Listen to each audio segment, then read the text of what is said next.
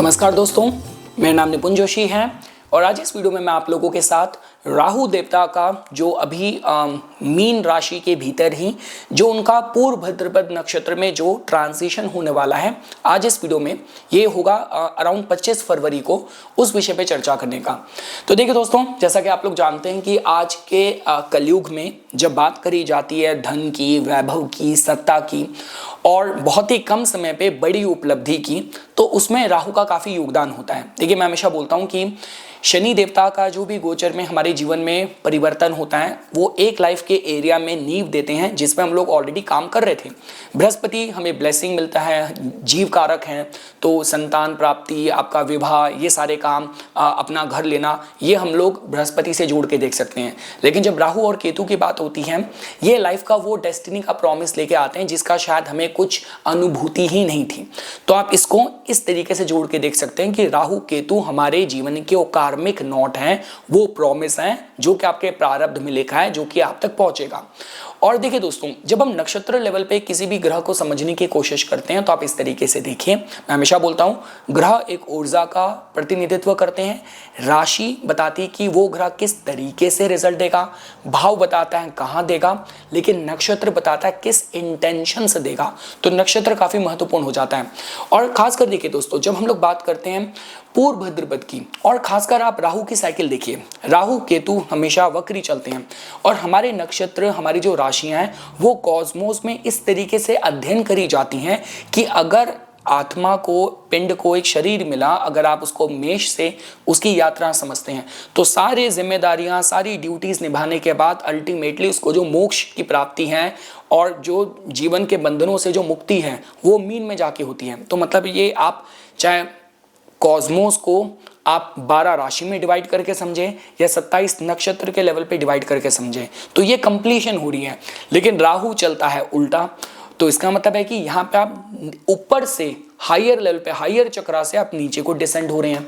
दूसरी चीज देखिए, पूर्व भाद्रपद के इमीडिएट बाद राहु का अपना नक्षत्र है जो कि सदभिषा है। सदभिषा को तो आप ये बोल सकते हैं कि जहाँ पे फाइनल इल्यूमिनेशन होती है, ज्ञान का बिल्कुल जो प्रकाश बिंब है। देखिए, सारे नक्षत्रों में अगर मैं तारों की बात भी करूं, अगर पूर्व भाद्रपद के साथ आप 2 तारे जोड़ के देखते हैं, सदभिषा में शत, उसमें तो 100 तारे हैं, तो इतना प्रकाश है इसमें। तो इमीडिएट इसके बाद राहु का अपने घर में ही प्रवेश हो रहा है।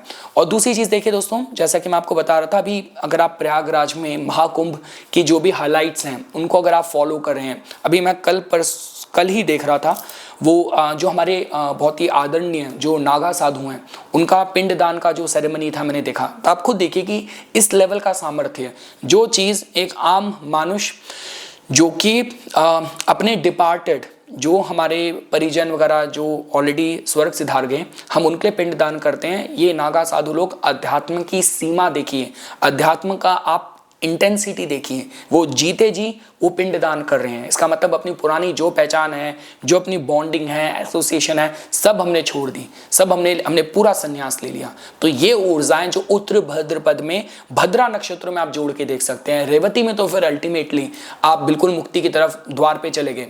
उस लेवल पे, जिस भी लेवल की चेतना पे आप हैं, मैं उस लेवल पे बात कर रहा हूँ। हर जीव को, हर जीवात्मा को मोक्ष नहीं मिल रहा, मैं बोलने का मतलब है जिस लेवल पे आप हैं चेतना के, तो वो तो रेवती का लेवल है। उत्तर भाद्रपदा, जब आप ऑलरेडी आपने साधुत्व संन्यास ले लिया, पूर्व भाद्रपद है जो वो सेरेमनी हो रही थी, जब मैंने कहा ना कि वो नागा साधुओं का जो एक रिचुअल हो रहा था, क्योंकि पूर्व भाद्रपद का जो स्वामित्व है वो बृहस्पति के पास है। तो इस तरीके से आप जोड़ के देख सकते हैं। और देखिए दोस्तों, शायद यही कारण है, देखिए जब हम ऊपर से नीचे की तरफ आ रहे हैं, तो जैसे हम बोलते भी है ना कि अगर आपको शरीर में ऊर्जा को भी अगर आपको 7 चक्रा पे समझना हो, तो हम लोग बोलते हैं हमारी वो इच्छाएं जो बिल्कुल बॉटम चक्रा से पूरी नहीं होती। क्यों नहीं होती? कि जब आप मूलाधारा चक्रा में हैं, भय है जो आपको ड्राइव कर रहा है कि अगर ऐसा होगा तो ये हो जाएगा, ये नहीं होगा तो कैसे होगा, आपके डाउट्स हैं, आपकी अनसर्टेनिटीज़ हैं, पूर्व जन्म के संस्कार हैं। शायद ही कारण है कि आप प्यार किसी को करते हैं, मिलता कोई और है, आप पढ़ाई किसी और चीज़ की करते हैं, फील्ड में कहीं और पहुंच जाते हैं। वो पूर्व जन्म के संस्कार हैं, जहाँ पे आप बात करते हैं मूलाधारा के साथ जोड़ते हैं। स्वादिष्ठाना में फिर आपकी डिज़ायर्स वगैरह दूसरे चक्रा तक पहुँच के वो सारी चीज़ें आ जाती हैं। तो यहाँ से भी ईश्वर कभी वो चीज़ें, इच्छाएँ, कभी वो प्रार्थनाएँ पूरी नहीं होती, क्योंकि तब तक आपकी कि ये वही लेवल है कि जहाँ पे आज तो आप इच्छा कर रहे हैं और 4 साल बाद आपको कल आती है, यार अच्छा हुआ उस टाइम पे जो मांगा था ना मिला नहीं, वरना तो पता नहीं क्या हो जाता, अपनी तो हालत खराब हो जाती। तो और यही वो चक्रास हैं जहाँ पे जब आप किसी को कर्ज भी करते हैं कि जहाँ सास बहू के झगड़े हो रहे हैं, कभी कभार कोई गुस्से में आके आपने अपने बॉस को कुछ बोल दिया, वो भी बॉटम के चक्र हैं। तो इच्छाएं कौन सी पूरी होती हैं? जब आप पहुंच जाते हैं अनाहिता चक्रा पे, जब अपने हार्ट पे फील कर रहे हैं विशुद्धि में। जिन लोगों के पास वो वाक सिद्धि होती है वो आपका विशुद्धि है। और अजना तो फिर आप तो फ्लोट कर रहे हैं। वो एक ओशो की कहानी थी, एक गुरु शिष्य की थी कि गुरु उसको बोलता है कि मैं तेरे को क्या कहते हैं शायद लठ से लड़ना सिखाऊंगा, और लेकिन जब तूने गलती करी या ट्रेनिंग नहीं कर रहा होगा, तेरा ध्यान भटक रहा होगा, तेरे को पीछे से आके मारूंगा।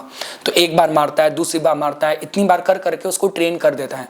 अब एक दिन गुरु सो रहा होता है तो शिष्य उस कमरे में एंटर करता है, कहता है उसके मन में ही विचार आता है कि अब मैं इसको जरा लट से मारता हूँ, देखता हूँ कितना चौकन्ना है।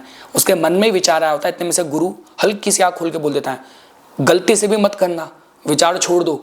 एकदम हैरान हो जाता है, कहता आपने मेरा विचार पढ़ लिया। तो ये है अजना चक्रा की शक्ति। और जितना आप ये नागा साधु और जितनी आप ये बात कर रहे हैं, ये सारे चेतना के स्तर पे हैं। तो इनका तभी हम बोलते हैं कि इनका आशीर्वाद क्यों फलीभूत हो जाता है। खैर इनकी तो कोई प्रार्थना बचती नहीं है, इन्होंने तो संन्यास ले लिया।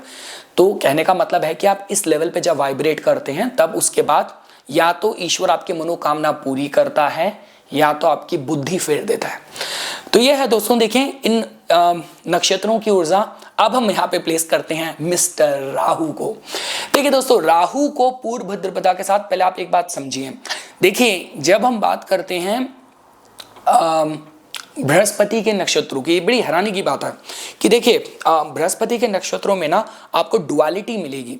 डुअलिटी मतलब द्वि स्वभाव, डुअल लाइफ की। जैसे मैं भी एक क्या चलिए वो रॉन्ग एग्जाम्पल हो जाएगा, हॉलीवुड के एग्जाम्पल तो मैं नहीं देना चाहता। मैं व्हाइट लोटस एक सीरीज़ देख रहा था, उसमें था कि उस आदमी को पता चलता है उसके फादर के बारे में कुछ उनका ऐसा पास्ट, और वो एकदम से उसको शौक लग जाता है कि हैं पिताजी का ये भी एक डुअल लाइफ थी।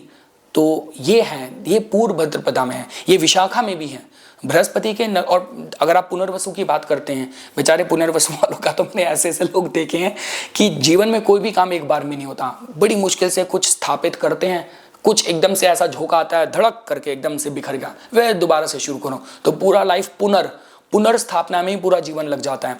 हाँ, तो मैं जो काम की बात कर रहा था, तो जब हम इसमें बात करते हैं दोस्तों पूर्व भद्रपद में, तो यहाँ पे ना थोड़ी सी डुअलिटी भी है। देखिए होता क्या है, ये अगर आप एस्ट्रोलॉजी में आपने नई नई शुरुआत करी है तो आपको पता होना चाहिए कि नक्षत्र का जो स्वभाव है उसमें उसको जो ग्रह रूल करता है उससे ज़्यादा उस पे जो देवता निवास करता है वहाँ से ज़्यादा आपको पता चलता है। इस पे 11 रुद्र में से एक है अजा एकापदा, उसके साथ इसका स्वामित्व जोड़ के देखा जाता है। और जनरली देखिए जो बताया गया है इस नक्षत्र के भीतर डुअलिटी की काफ़ी ज़्यादा संभावनाएं हैं, जो दिख रहा है और जो है इसका है। और राहु यहाँ पे फिर खुश हो जाता है, राहु कहता है आहा अब तो हम प्लान करेंगे, अब तो हम प्लॉट करेंगे, अब तो हम मैनिपुलेट करेंगे। देखिए अगर आप उस लेवल पर बात करते हैं, अगेन देखिए दोस्तों, आप ज्योतिष पूरा ज्ञान ही देश काल पात्र का है।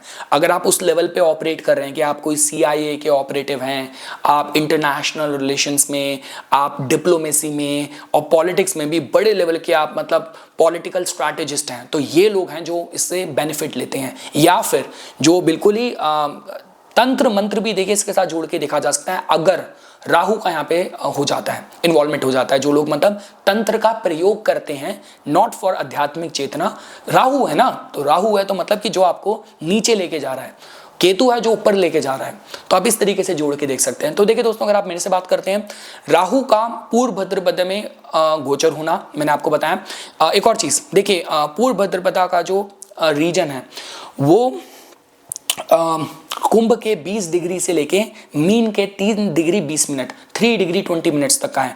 और यहाँ जो क्षेत्र है मीन में वो कर्क नवामसा का है। तो उसका मतलब है कि देखिए यहाँ पे मैं ये ज़्यादा कहूँगा कि अगर देखिए फॉर एग्जांपल राहु आपके गवर्निंग कंडीशन में है अभी इस समय, जैसे फॉर एग्जांपल आपकी राहु की महादशा चल रही है, राहु का अंतर चल रहा है, अब राहु की फील्ड में है, आपका कोई मोबाइल फ़ोन, इलेक्ट्रिसिटी, कुछ ऐसा कुछ आपका काम है, आप विदेश भेजना, इमिग्रेशन, ट्रैवल एंड टूर का कुछ काम कर रहे हैं, या कोई आर्टिफिशियल इंटेलिजेंस वाली फील्ड में हैं, या शराब वराब का आपका काम है, तो आप राहु की इंडस्ट्री में भी आ गए। राहु की दशा भी चल रही है, मतलब राहु अभी आपकी डिसीजन मेकिंग वाली कंडीशन में भी है, और उसके बाद अब राहु का यहाँ पे मूवमेंट होना आपको प्रभावित कर सकता है। तो ये राहु के पास में कंट्रोल आ जाएगा। लेकिन हाँ, आप राहु की इंडस्ट्री में भी नहीं है, राहु की दशा भी नहीं चल रही, राहु का कोई समय भी आप पे भी ऑपरेट नहीं कर रहा, और आपके नेटल चंद्र पे भी राहु का प्रभाव नहीं है। देखिए दोस्तों, बात समझनी की है। जनरली अगर आपका चंद्र, आपका जन्म ही राहु और चंद्र की युति के साथ हुआ है, या आपका जन्म नक्षत्र आपका सदभिषा है, अदरा है, आपका मतलब अदरा हो गया, आपका स्वाति हो गया, तो तब हम बोल सकते हैं कि हाँ, कि आप पे थोड़ा राहु का प्रभाव है। राहु जब मूव करेगा कॉस्मोस में, जिस भी राशि नक्षत्र माहौल में जाएगा, कहीं ना कहीं आपकी चेतना के स्तर पे, आपके जीवन के स्तर पे, आपके निर्णयों में कहीं ना कहीं राहु का चेंज, राहु की क्वालिटीज कहीं ना कहीं आएगी।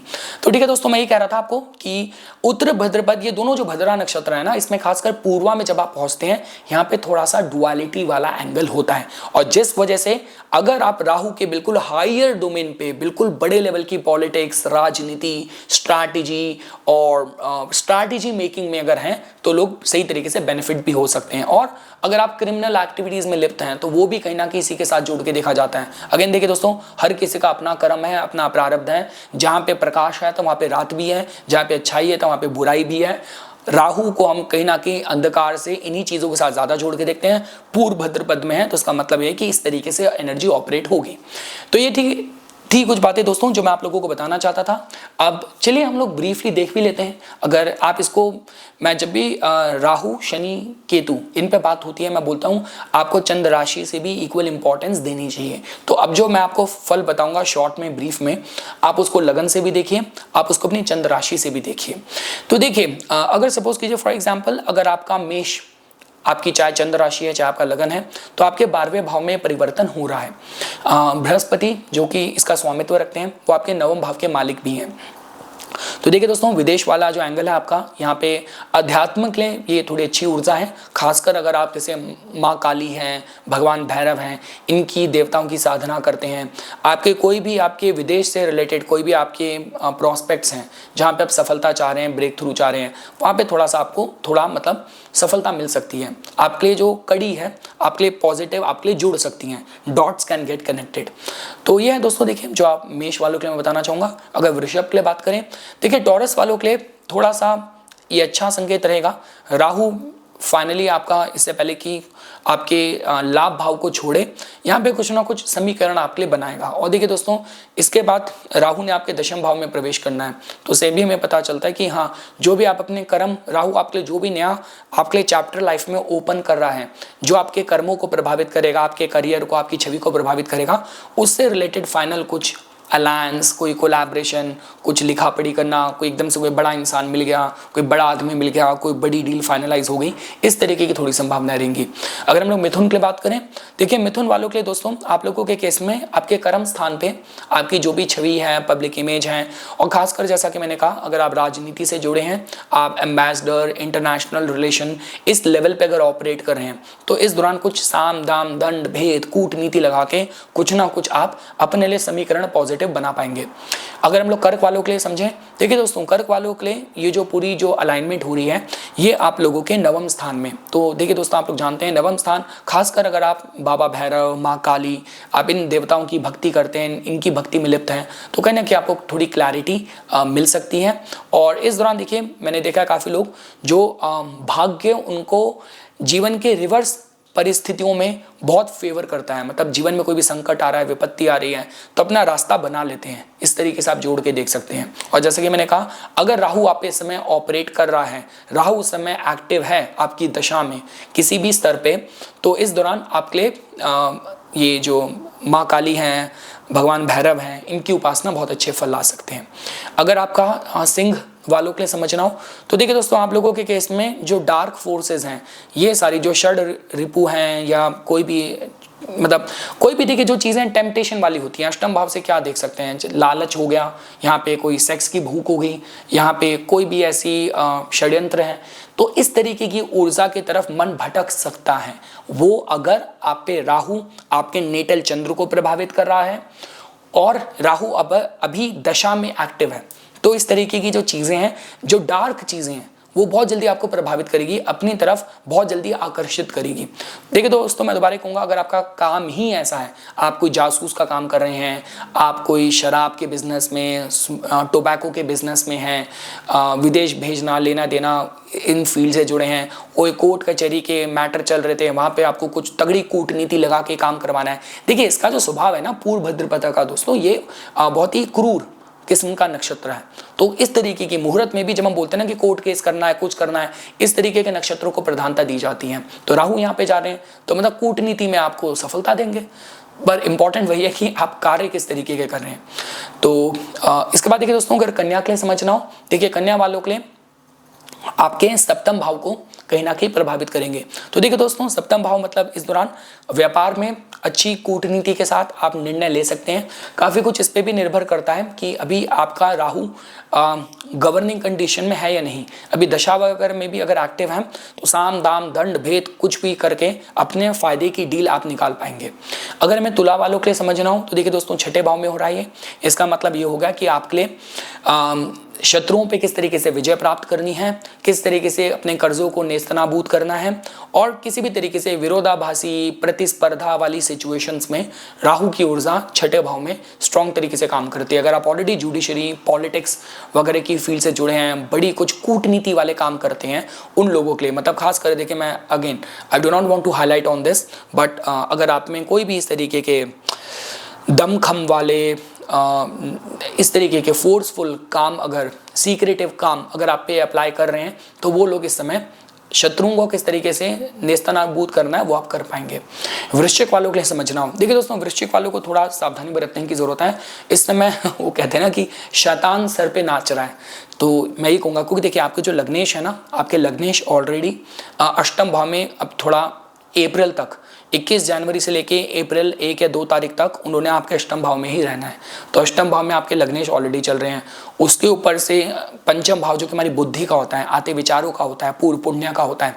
तो अगर आपके नेटल चंद्र पे राहु का प्रभाव है, राहु अभी दशा में भी एक्टिव है, और यहाँ पंचम में जो स्थिति में जा रहा है आपके पूर्व भद्रपद में, तो थोड़ा सा इस तरीके की क्रिमिनल काइंड ऑफ एक्टिविटीज़, बहुत जल्दी तनावग्रस्त हो जाना, किसी के पीछे पड़ जाना, इस तरीके की टेम्पटेशन, जो अगेन देखिए दोस्तों, मैं क्या कह रहा था आपको कि वो सारे कार्य, वो सारे निर्णय जो हायर चक्रा से होते हैं, अच्छी नियत से होते हैं, अच्छे भाव से होते हैं, प्रेम होता है, सद्भाव होता है, उसके वो फलित भी उसी तरीके से होते हैं। उसके लिए कभी इतनी मेहनत नहीं करनी पड़ती, पैसे नहीं खिलाने पड़ते, परेशान नहीं होना पड़ता, काम स्वतः होते हैं। पर वो सारे काम जो निचले चक्रा से होते हैं, वहाँ पे लालच होता है, वहाँ पे वासना होती है, वहाँ पे अटैचमेंट होती है, तो वो हमें कहीं ना कहीं बांधती हैं। तो थोड़ा सा आपके जो विचार हैं, थोड़ा सा आपको उस पर ध्यान बरतना चाहिए।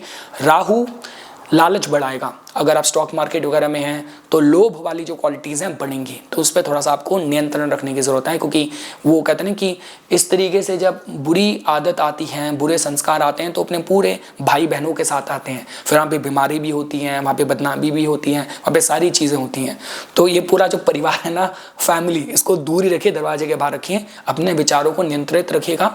और इस दौरान अगर आप ऑलरेडी साधक हैं और बाबा काल भैरव हैं, माँ काली हैं, इन देवताओं की साधना में लिप्त हैं, तो ये समय आपके लिए बहुत श्रेष्ठ का रह सकता है। दोस्तों, अगर आप लोगों को धनु वालों के लिए समझना हो तो देखिए दोस्तों, धनु वालों के लिए ये जो स्थिति हो रही है, ये आपके चतुर्थ भाव में हो रही है।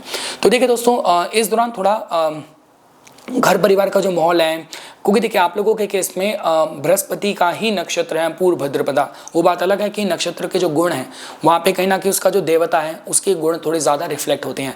तो देखिए दोस्तों, ये जो समय है थोड़ा, मतलब मैं ये कह सकता हूँ कि आप लोगों के केस में अगर आप ऑलरेडी कंस्ट्रक्शन, रियल एस्टेट, राजनीति, जनता से रिलेटेड कोई काम कर रहे हैं, और उसमें भी अगर आप कोई मतलब पॉलिटिशियन है, बड़े लेवल की कूटनीति, इस तरीके के कोई हार्ड डिसीजन लेने हैं, अगेन दोस्तों, पूर्व भद्रपदा का जो स्वभाव है यह क्रूर है, राहु में भी क्रूरता है। तो मतलब अगर आप ऑलरेडी इस डोमेन में हैं जहाँ पे आपको आप जनता पे मतलब कुछ ऐसे इंपॉर्टेंट हार्ड डिसीजन लेने हैं तो वो शायद आप ले पाएँ और सही तरीके से अथॉरिटी अपनी मतलब एग्जर्ट कर पाएँ।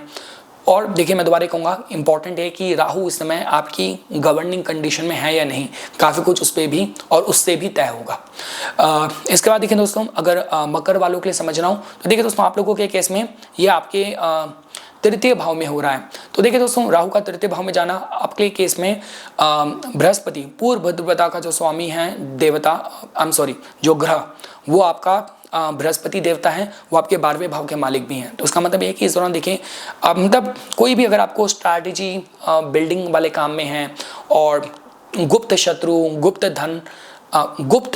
को देख पाए, उनको ध्वस्त कर पाए, गुप्त धन पाने की इच्छा हो, इस तरीके की लालसा ग्रीड ये सब चीज़ थोड़ा आपको ड्राइव कर सकती है। देखिए दोस्तों काफ़ी कुछ इस पर भी निर्भर करेगा कि अभी आपके चंद्र पे राहु का प्रभाव है क्या, आपका जो राहु है अभी आपकी दशा में एक्टिव है या नहीं है। अगर ये दोनों चीज़ें अप्लाई हो रही होंगी तो ये ट्रांजिशन में थोड़ा कहीं ना कहीं राहु का आप पे प्रभाव बढ़ेगा। मैं दोबारा कहूँगा सफलता कारक इस एंगल से देखा जा सकता है, साम दाम दंड भेद काम मैं करवा लूँगा, इस तरीके की आपकी मानसिकता हो सकती है।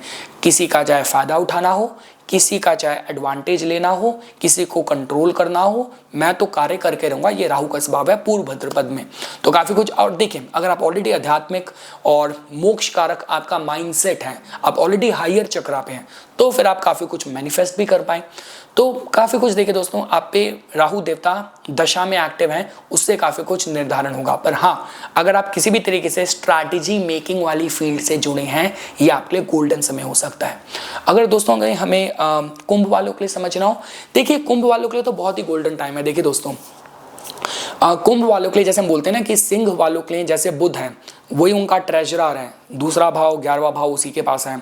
तो कुंभ वालों के लिए तो बृहस्पति, अब देखिए मैं ये नहीं कहूँगा कि वो मारक हैं क्या हैं, वो सब बात की बातें हैं। आपको अगर जीवन में धन चाहिए, पैसा चाहिए, उपलब्धि चाहिए, अपॉर्चुनिटी चाहिए, कुंभ वालों को सब बृहस्पति देता है। थोड़े समय का आप ये भूल जाइए कि वो मारक हैं क्या है, किलर प्लैनेट है क्या है, वो आपको सब कुछ देने में सक्षम है। और राहु भी आपके लिए, राहु का तो स्वामित्व ही कुंभ के पास है, इसके बाद वो जा भी सददिशा में रहे हैं। तो देखिए काफ़ी संभावनाएं हैं। अगर राहु आपकी गवर्निंग कंडीशन में भी हैं तो इससे पहले कि वो फाइनल प्रवेश करें आपकी राशि के ऊपर, इस दौरान कोई बड़ा आदमी मिल जाए, कुछ बड़ी डील हो जाए, कुछ ऐसे समीकरण बन जाएं कि जिसके बाद राहु आपके जब लगन पे आपकी राशि पे आके नाचेगा तब आपको पैसा बरसाएं। तो इस तरीके के कुछ समीकरण की संभावनाएं देखी जा सकती हैं। और देखिए अगर हम लोग मीन की बात करें, देखिए दोस्तों मीन वालों के लिए तो आप जानते हैं कि जो राहु देवता हैं वो आपकी राशि के ऊपर हैं और इसके बाद आपके 12वें भाव में जा रहे हैं। तो देखिए दोस्तों मैं दोबारा कहूँगा कि अब देखिए जो हो रहा है, साइकिल उल्टी चल रही है राहु की, उत्तर भद्रपद से वो पूर्वा में आए हैं, इसके बाद वो सददिशा में जा रहे हैं। तो उसका मतलब ये है कि इस दौरान अगर आपके कोई भी फॉरेन से रिलेटेड कनेक्शन है, यहाँ पे आपको उपलब्धि, अगर आप किसी भी तरीके की साधना में लिप्त हैं, खासकर जो फेरोशियस गॉड्स हैं, जो माँ काली हैं, बाबा भैरव हैं, माँ तारा हैं, माँ बगलामुखी हैं, इन देवताओं की साधना में हैं, तो इस दौरान कुछ ब्रेक थ्रू कुछ हो सकता है। और मतलब कहते हैं कि अपने शत्रुओं को भाप लेना पहले ही, और कोई भी स्ट्रैटेजी होने वाले नुकसान की आशंका को रख के तय करना। और अगर आप किसी भी तरीके से इंटरनेशनल रिलेशन, डिप्लोमेसी, राजनीति से जुड़े हैं, आप मतलब मैं कहता हूँ ना, देखिए पूर्व भद्रपदा के स्वभाव में डुअलिटी बहुत है, किसी भी तरीके से डुअल लाइफ जी रहे हैं कि आप सामने तो समाज के ऐसे जी रहे हैं पर पीछे पीछे आप बहुत ऐसी एक्टिविटीज़ में भी लिप्त हैं। और देखिए अब आपके अपने कारण हो सकते हैं इन एक्टिविटीज़ में एंगेज होने के लिए, पर अगर इस तरीके की लाइफ आप जी रहे हैं तो उन लोगों को राहु राजा बनाता है, ये मैं कहूँगा। तो ठीक है दोस्तों, ये कुछ बातें थी जो आज मैं इस वीडियो में आप लोगों के सामने प्रस्तुत करना चाहता था। इसी तरीके की वीडियोस की समय समय पे अपडेट प्राप्त करने के लिए कृपया करके मेरा यूट्यूब चैनल सब्सक्राइब कीजिए और मुझे मेरे इंस्टाग्राम अकाउंट पे फॉलो कीजिए। धन्यवाद।